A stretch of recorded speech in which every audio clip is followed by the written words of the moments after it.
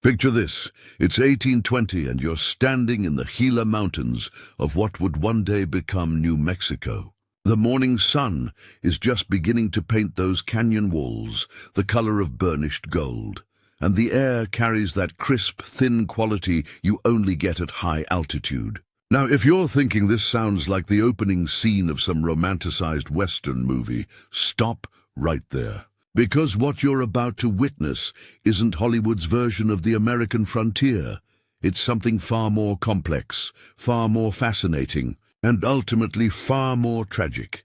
You see a young Apache woman moving through this landscape with a confidence that speaks of generations of belonging. Her name is Goyen, and she's learning to track deer alongside her brothers. But here's what makes this scene remarkable. She's not just learning to hunt.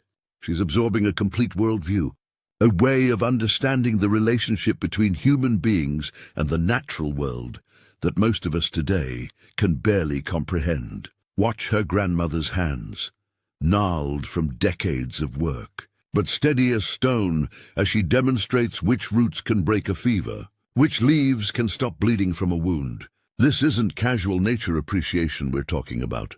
This is life and death knowledge that will one day save warriors' lives. These women are walking pharmacies, living libraries of survival wisdom accumulated over centuries.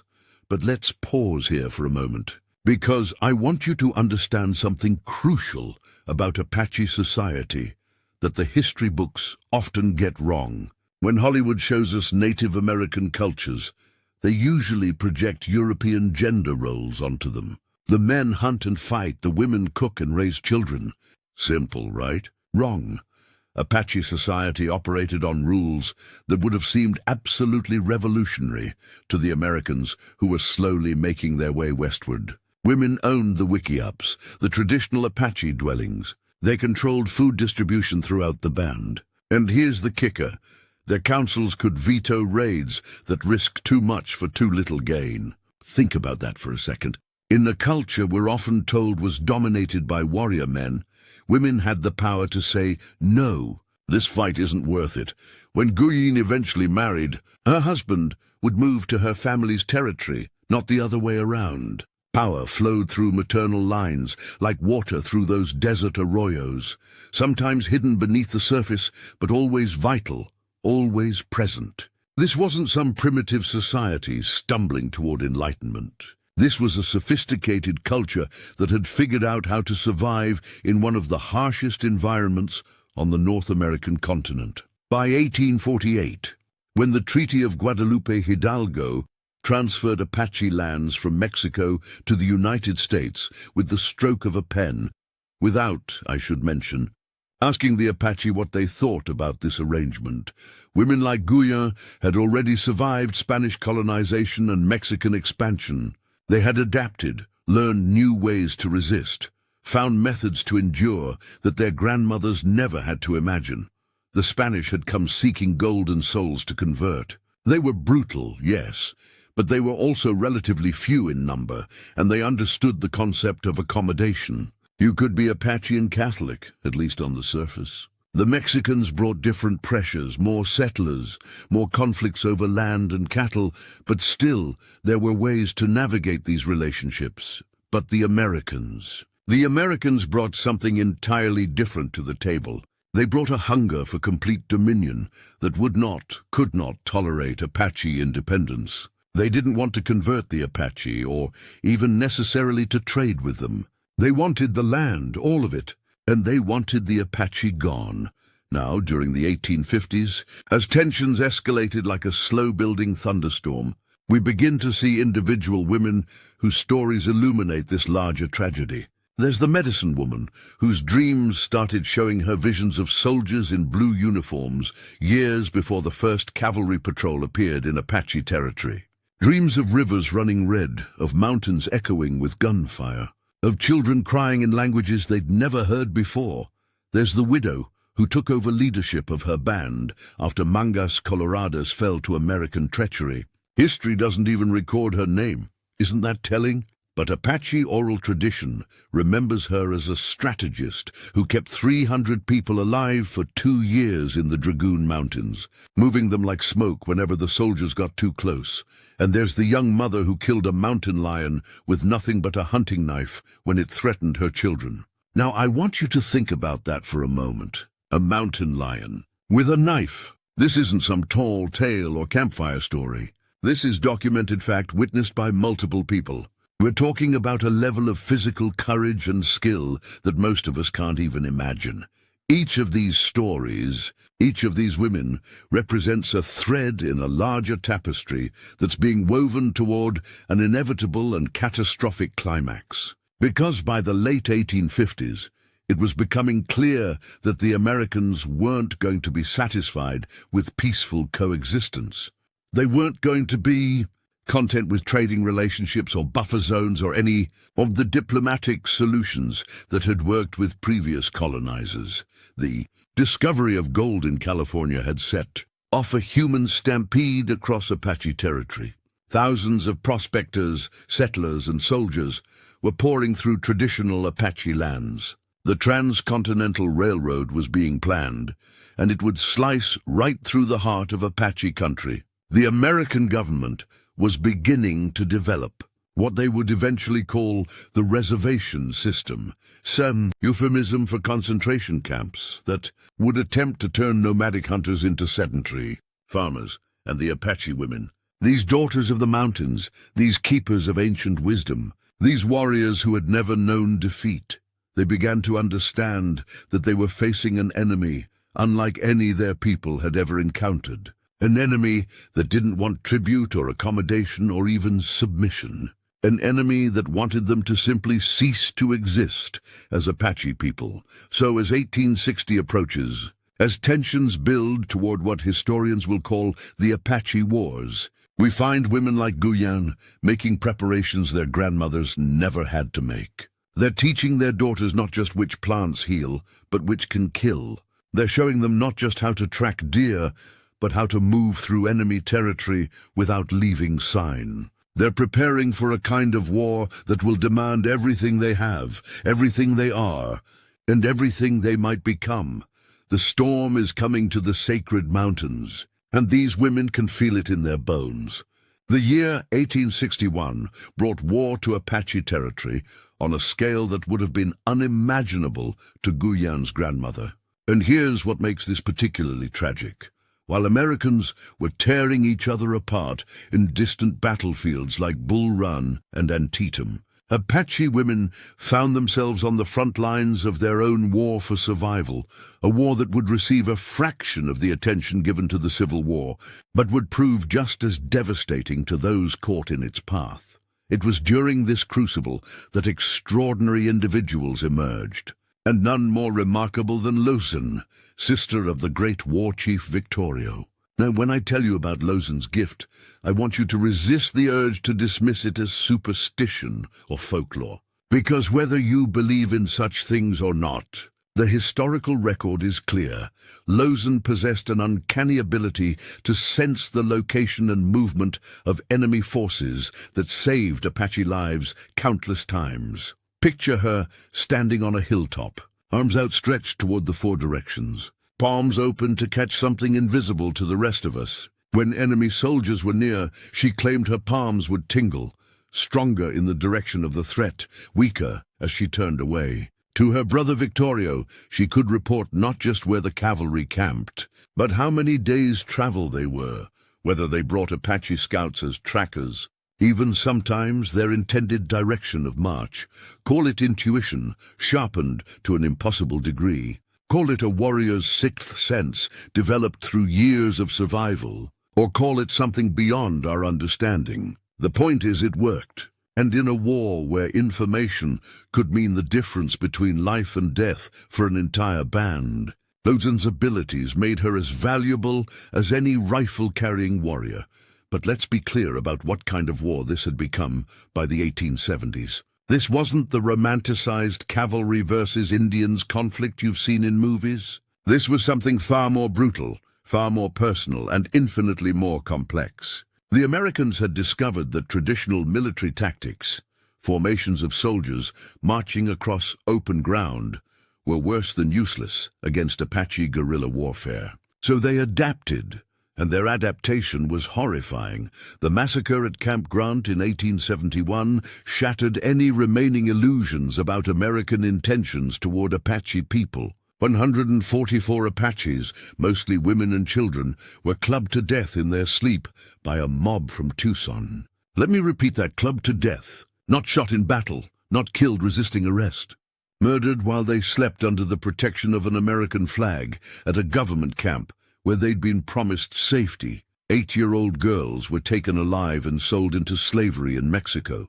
Mothers were killed while trying to shield their babies. The lucky ones died quickly. And when the sun rose over that scene of carnage, the survivors, women who had hidden in the reeds along the river, who had played dead beneath the bodies of their relatives, emerged to find their entire world destroyed. Some of those survivors went mad with grief. Others, like the woman history knows only as "she loses her husband," transformed their sorrow into something harder than flint, sharper than obsidian. Rage doesn't adequately describe what filled these women. This was something deeper, something that would sustain them through years of warfare that would follow. Through the 1870s, as the reservation system tightened its grip like a slowly closing fist, Apache women perfected arts of resistance that would have impressed any intelligence operative. They hid weapons in water baskets, the steel blades wrapped in hide and tucked among the coiled willow. They established caches of food in secret mountain strongholds that could sustain a band for months. They maintained communication networks spanning hundreds of miles, carrying messages through a relay system of trusted women who could move through settled areas without raising suspicion.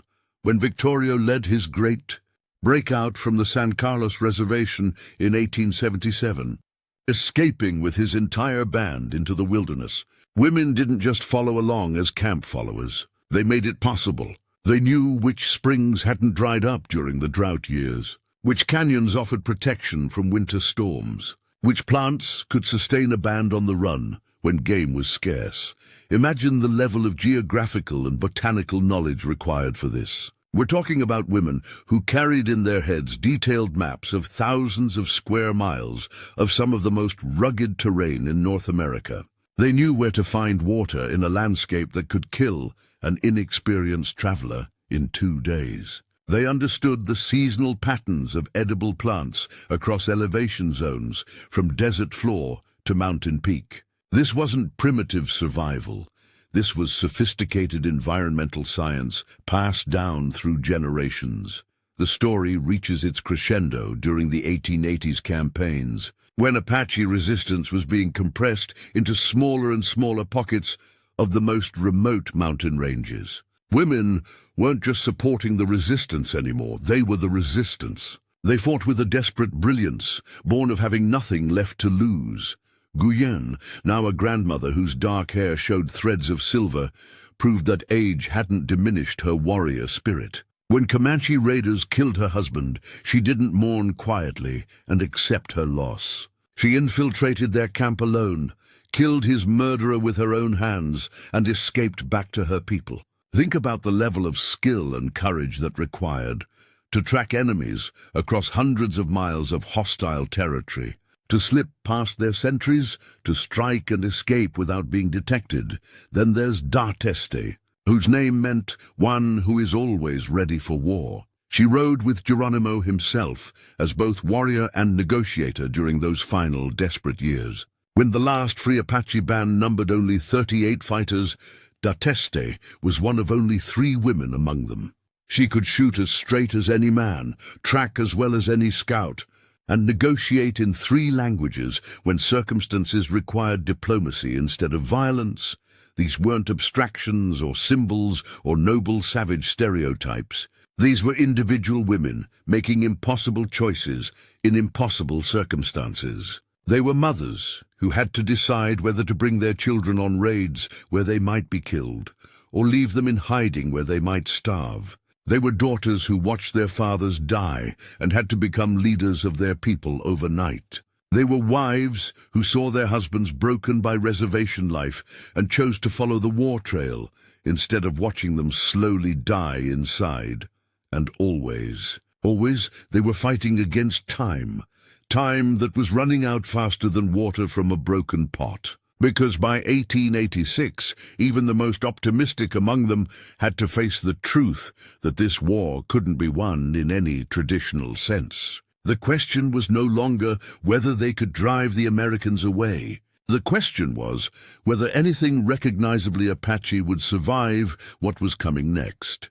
On that September day when Geronimo finally raised the white flag for the last time, ending the Apache wars forever, the women who surrendered with him weren't defeated in any way that mattered. They had fought longer, harder, and more skillfully than anyone had a right to expect. But they were about to face an enemy more dangerous than cavalry charges or artillery bombardments.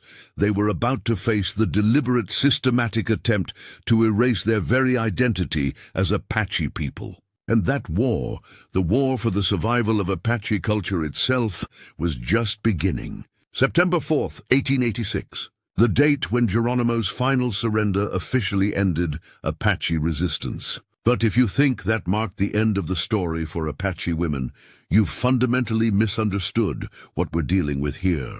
Because for these women, the most dangerous war of all was just beginning. A war fought not with rifles and cavalry charges, but with something far more insidious, the systematic attempt to erase their identity as Apache people. Picture those train cars rolling eastward from Arizona, packed with prisoners of war. The official count was 513 Apache men, women, and children. But numbers don't capture what was really happening inside those sweltering railroad cars. You could hear the women singing, not songs of defeat, but death songs. And here's what's crucial to understand. They weren't singing for themselves. They were singing for their culture, for their language, for their way of life that they feared would die in the exile that awaited them. Lozan, the warrior woman who had never been captured in battle, who had sensed enemy movements through her mystical gift, who had fought alongside her brother Victorio for over a decade, Lozan was in one of those cars. And within 3 years, she would be dead of tuberculosis in an Alabama prison. Her powers, which had protected her through countless battles, couldn't shield her from the diseases of confinement. The woman who could sense cavalry troops from miles away couldn't detect the bacteria slowly destroying her lungs. Think about the symbolism there. This was biological warfare, in the most literal sense. Not intentional, perhaps, but just as deadly. Apache people, adapted to the high, dry climate of the Southwest, were being imprisoned in the hot, humid lowlands of Florida and Alabama, where their immune systems had no defense against eastern diseases. At Fort Marion, then Fort Pickens, Apache women faced an enemy they couldn't fight with traditional weapons. The American government had discovered something more effective than military campaigns: cultural genocide.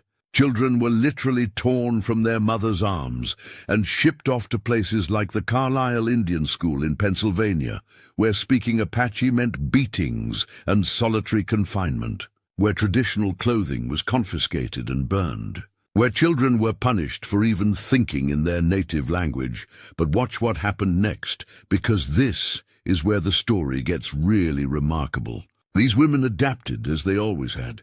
They couldn't stop their children from being taken, but they could prepare them. Apache mothers developed elaborate codes, ways to preserve cultural knowledge that wouldn't be detected by their captors. In the sewing circles that white reformers organized to teach proper feminine skills, Apache women stitched traditional patterns into seemingly innocent quilts and clothing. Each design carried meaning, told stories, preserved fragments of their heritage. They taught their culture in whispers during laundry duty, drew traditional symbols in the sand during exercise periods, and erased them before guards could notice. They used the very institutions designed to destroy their identity as cover for preserving it. Some women chose different forms of resistance. Dateste, who had negotiated Geronimo's surrender and served as a translator during the imprisonment, discovered that understanding the enemy's language could be as powerful as any weapon. She learned to selectively translate, changing words when necessary to prevent violence, protecting her people by controlling what information flowed between Apache prisoners and American officials. Others, like the daughter of one of Cochise's lieutenants, learned English specifically to fight in American courts for the return of their ancestral lands. Think about the strategic brilliance of that decision. Here was a woman who realized that rifles and horses were obsolete weapons in this new war.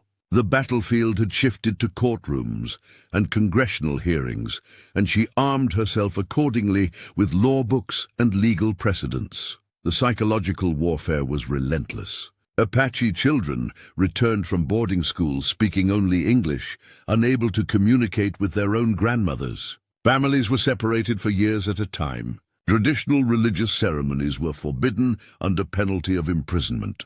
Everything that made life meaningful for Apache people was systematically attacked, yet somehow, impossibly, the culture survived. In the darkest corners of prison barracks, old women continued to tell stories in Apache to children who weren't supposed to understand them anymore. Medicine women preserved their knowledge by teaching it disguised as innocent folk remedies. Young mothers sang traditional lullabies to babies born in captivity, songs that carried the sounds and rhythms of the free life those children would never know. The cost was enormous. By the time the Apache prisoners were finally allowed to return to Arizona in 1913, after 27 years of exile, entire generations had lived and died in captivity. Lawson was long dead.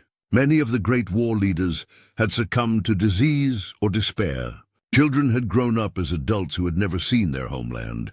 But here's what the American government failed to understand. They could imprison Apache bodies, but they couldn't capture Apache souls. The women who survived that quarter-century of cultural warfare had been transformed by it, certainly. They spoke English now, wore European-style clothing, understood American law and politics. But underneath those surface changes, something essentially Apache had endured. The old woman who had been known as "she loses her husband" during the war years was now called by her English name, Sarah, or Mary, or whatever name the Indian agents had assigned her. But at night, when the government officials weren't watching, she still sang the old songs to grandchildren born in captivity. She still taught them which stars to follow if they ever needed to find their way home. She still told stories of the time when Apache people rode free through sacred mountains that most of these children had never seen. The return to Arizona in 1913 was bittersweet. The survivors, and there were far fewer than there should have been, found a homeland that had been transformed beyond recognition. White settlers had claimed the best agricultural land. Mining operations had scarred sacred mountains. Towns and railroads crossed traditional travel routes. The old life was gone forever, but something had been preserved through those 27 years of darkness. Apache language still lived in the voices of women who had whispered it in prison barracks. Traditional knowledge still existed in the memories of grandmothers who had taught it disguised as harmless old wives' tales. The spiritual connection to the land still pulsed in the hearts of people who had dreamed of home every night for 3 decades. The war wasn't over. It was just entering a new phase. And the women who had survived exile and imprisonment and the deliberate attempt to erase their identity, these women were about to become something their ancestors had never been forced to become. They were about to become bridges between two worlds, translators not just of languages, but of entire ways of life, because the children being born in this new century would need to understand both worlds to survive in either. By 1920, something remarkable was happening in Apache communities across the Southwest. A generation of women had emerged who straddled two worlds with a skill their grandmothers could never have imagined. Women like Ruth Longhat, educated in government boarding schools but raised on stories of the Freedom Days. had become living bridges between the Apache past and an uncertain future. Think about the psychological complexity these women navigated daily. Ruth could discuss American politics and literature in flawless English during the day, then sit with her grandmother in the evening, listening to stories told in Apache about a time when their people rode free through sacred mountains. She was fluent in both worlds, but fully trusted by neither. White society saw her as an Indian trying to assimilate. Traditional Apaches sometimes viewed her education with suspicion, wondering if the white schools had stolen something essential from her soul. But here's what makes this generation so fascinating. They refused to choose. Instead of abandoning their heritage to fit into American society or rejecting modern education to preserve tradition, they created something entirely new. They became cultural translators, people who could explain Apache values in terms white Americans might understand, and American opportunities in ways that made sense to traditional Apache people. Ruth's daughter would become one of the first Apache women to graduate from college, armed with a law degree instead of a rifle. But she didn't see her education as abandonment of her ancestors' warrior tradition. She saw it as the evolution of that tradition. The battlefield had changed, so the weapons had to change too. Where her great-grandmother might have fought cavalry charges with bullets and arrows, she would fight congressional hearings with legal precedents and constitutional arguments. The cultural renaissance that began in the 1960s and 70s saw Apache women reclaiming their warrior heritage in ways that would have astounded their ancestors. Take Mildred Cleghorn, born in the Fort Sill prisoner of war camp in Oklahoma, while the Apache was still in exile. By the 1970s, she had become the first Native American woman to chair a major tribal government. She fought congressional battles over water rights and land claims with the same strategic brilliance her ancestors had shown in mountain warfare. But here's what's really remarkable about this transformation. The stories that had been whispered in boarding school dormitories, that had been disguised as harmless folk tales during the imprisonment years, that had been preserved in the memories of grandmothers who refused to let them die. Those stories were finally being spoken aloud. Again, recorded, preserved, celebrated. The great irony was that the very institutions designed to destroy Apache culture, the schools, the government programs, the forced assimilation policies, had produced a generation of Apache intellectuals equipped to preserve and revitalize that culture using modern tools. Women who had learned to read and write in English were now creating the first written versions of Apache oral histories. Scholars who understood both traditional knowledge and academic methodology were finally giving Apache perspectives a voice in American universities. This wasn't nostalgia or romantic nationalism. This was practical resistance adapted to modern circumstances. Apache women in the late 20th century faced challenges their warrior ancestors never had to confront. Unemployment rates on reservations that would have been considered economic disasters in any other context. Alcoholism and drug addiction that threatened to destroy what government policies had failed to eliminate. Educational systems that still, generations after Carlisle, seemed designed to pull young people away from their communities rather than strengthen them. So they innovated. Modern Apache women warriors take forms that Lozin or Dateste could never have imagined, but their essential mission remains the same: protecting their people and preserving their way of life. Some serve in the United States military, and yes, I know how complex that irony is. The descendants of people who fought American expansion now wear American uniforms, but they often see their service as protection of the homeland they're fighting for, not betrayal of the ancestors who resisted conquest. Others fight in courtrooms for water rights that determine whether reservations can sustain agriculture.